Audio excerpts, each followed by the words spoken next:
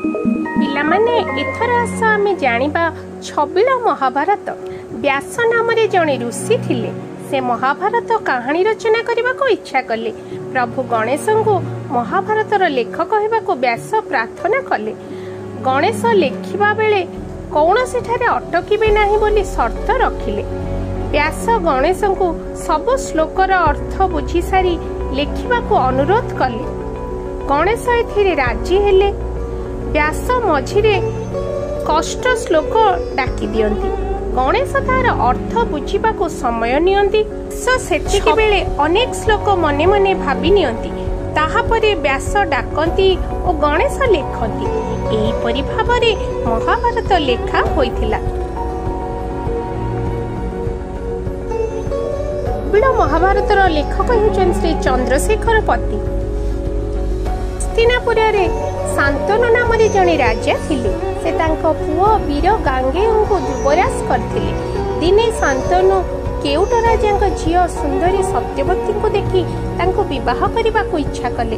भविष्य में सत्यवती पुओ हस्तिनापुर राजा हेब बोली केउट राजा शांतनु प्रतिश्रुति चाहिए।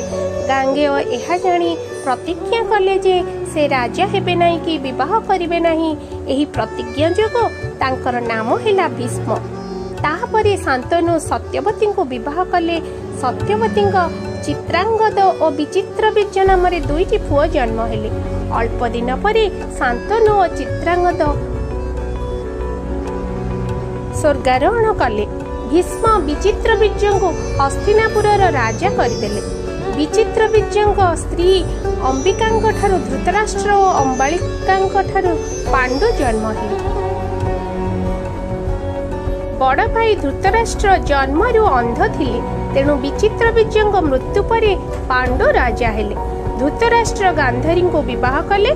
तांकर दुर्योधन दुशासन प्रभृति 100 पुओ हेले। सेमानंको कौरव कुहागला। पांडु कुंती और माद्री नामक दुईटी स्त्री विवाह कले। कुंती युधिष्ठिर भीम अर्जुन एवं माद्री नकुल और सहदेव जन्म नेले। एही 5 भाई को पांडव कुहागला।